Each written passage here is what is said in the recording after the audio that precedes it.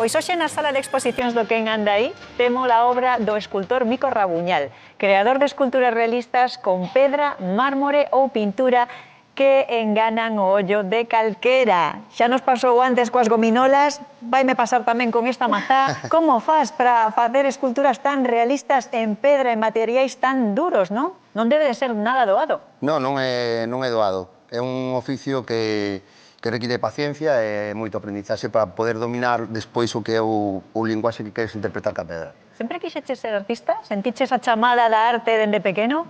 Non é que sintas a chamada, pero hai algo que non cadra dentro dos, digamos que, do sistema laboral, nin ingenierías, nin arquitectura, non hai nada que se encadre en ti, e vas derivando hasta que enlazas co mundo da arte. E por que estes materiais? Por que a pedra? Que ten? Pois porque a pedra engancheina na Escola de Artes, gustoume moitísimo, e por eso é un material que costa tanto aprender o oficio, que unha vez que botei como 5 anos de aprendizaxe, e despois xa dixen, bueno, pois quedome aquí, porque co esforzo que leva, cando tempo así.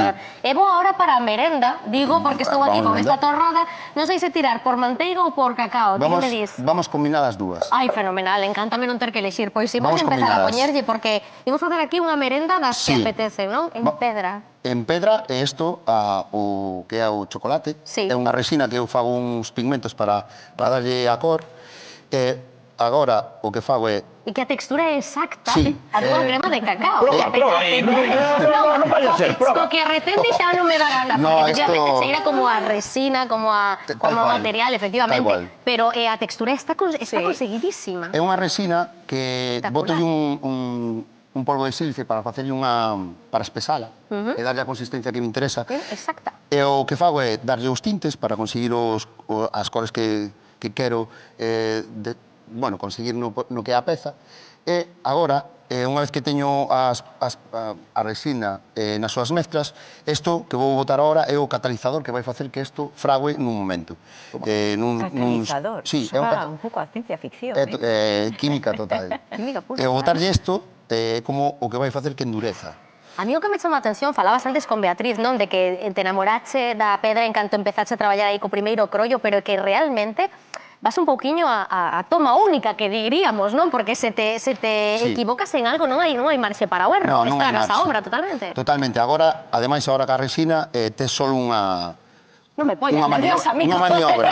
Só hai unha maniobra. E na pedra tamén, é un pouco, no momento que se está a facer, tes que ir moi seguro, por iso falaba do oficio, porque unha vez que aprende o oficio, ti dominas a pedra. Se non tes o oficio, a pedra domina tamén. De todos os xeitos é un pouco perigoso, porque facer esculturas tan hiperrealistas, calquera lle pode tentar dar un bocado a esta mazá ou a esa torrada. Bueno, son cousas que ás veces xa non é que lle queran dar o bocado, pero digamos que chama tanto a atención que sempre se quere tocar, se quere coller algo que... Eu xa toquei todo, teño que asegurar. Pódense tocar, estas pezas pódense tocar, que é o bo. Bueno, pois mira, agora que xa teño todo mezclado, xa temos a crema de cacao e de avellá, temos as dúas. E agora ides ver o efecto que xa entenderedes por que fago por dúas partes separadas. Agora, collo a espátula para estendela, fago a extensión. Non lle chores o cacao, botolle... Non. Penso que temos un pouco a resina. Que pasa a xente que come o branco do chocolate? Ai, eu como o branco, sí, pero misturado con... É como que non deberían de comer, nin navelo no bote. Efectivamente. Iso que é esa parte de chocolate. Sí, pois eu o que fago é embadurnar como se fora o chocolate. Para dar o efecto... Está metendo boa tinta. Sí, moi boa tinta. Agora o que fago é coller outro material digamos que difuminar como se fora na mezcla do bote. Entonces queda un poquinho así. Exacto, claro.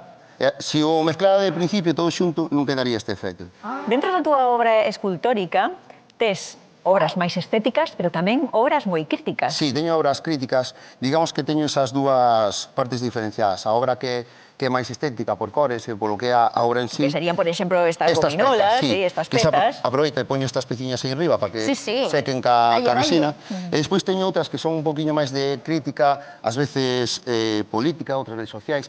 outras con condutas, digamos que humanas. Está, por exemplo, a das palomitas. Bueno, a dos flocos de millo y a miña favorita, que esa sí que está, parece mentira que se consiga esa textura como de bolsa medio engurrada y apretuxada. Increíble. Con pedra. Sí, Pero iso sí que Estes flocos de millo, a verdade que están espectacular. moi conseguidos. Que sería a arte se non fora revolucionaria e se non fora crítica, non? sí, tamén. Sempre ten que ter un pouquiño unha parte, digamos que de involucración do artista co medio que lle rodea. A estética funciona moi ben, está moi ben, pero hai outro tipo de obras, como a do Mickey, por exemplo, é a morte do Mickey Mouse en blanco e negro a través da tecnología en Technicolor. É a trampa que o fai morrer, na trampa de cartón, co pegamento, pois é eso, o que lle pon a trampa é a tecnología en Technicolor. Por eso é The End, bueno, ese ratiño pobre Sí. do cartón co Tivo días pegamento. mellores. De onde sacar as ideas? Pois as ideas van fluindo. Ou podes estar desayunando, tes unha idea. O que fago é agora, porque antes Sí, escapaba. esta foi almorzando, non? Na merenda. Ou nunha merenda de verán, non sei, Vale, cos xa. nenos e eso. Pero despois, o que sí que fago agora, cando veñen, anotas. Un Claro. bloc de notas no móvil, nunha libreta, porque senón, ainda que penses que estés moi recente Sí, na calle, vas, claro. e nunca máis volves. O proceso Encántame. creativo, como comeza? Porque entendo que isto non é a man alzada, é dicir, faz un dibuixo previo ou como proxectas ti na túa mente? Sí. Polo xeral, sempre fago un debuxo previo. Vale. Pero un boceto. E despois consigo a pedra que me interesa digamos que pola cor ou polas capacidades que me vai dar para a parte técnica. Despois a busco a pedra e a tallo. Bueno, hai nas combinadas, como neste caso, ¿no? Sí. Que te vemos aquí. Esto parece como mármore, non sei exactamente. Eso é un granito dunha Granito. casa bella que había ao lado da miña casa que a derrubaron e collín ese cacho de pedra e o que bota por fora E isto é eso outra pedra mármol, distinta. é o mármol Ves, outra macal, sí. combinación. É o mármore. Bueno, escoller os materiais que se xusten a cada peza, digamos. Mico, a túa obra está ao alcance de todos?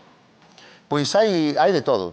Hai obras que poden estar entre 200, 300, 500 euros, hasta xa a 15.000, 20.000, 30.000. Porque tamén faz obras personalizadas. Sí, sempre se pode facer un encargo.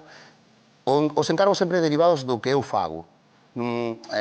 Facer algo que... Unha adaptación do que ti xa claro, fixeches. do que eu xa fago, pois discurrimos algo a través desa liña. Despois é moi difícil saírse deso porque podeste perder, derivar a túa forma de traballos facendo caso pois a ese tipo de encargos que non levan a túa idea. Sí, señor. Pois Mico Rabuñal, parabéns pola túa obra, pola túa carreira, trayectoria. Dende logo é un gusto verte traballar, Moitas Que gracias. maravilla, Eso está feito en pedra, que Sí, maravilla. sí, Un que aplauso parece para Mico mentira, Rabuñal. sí, señor. Parece mentira. Non nos recomendan os dentistas, pero as obras de exposición sí.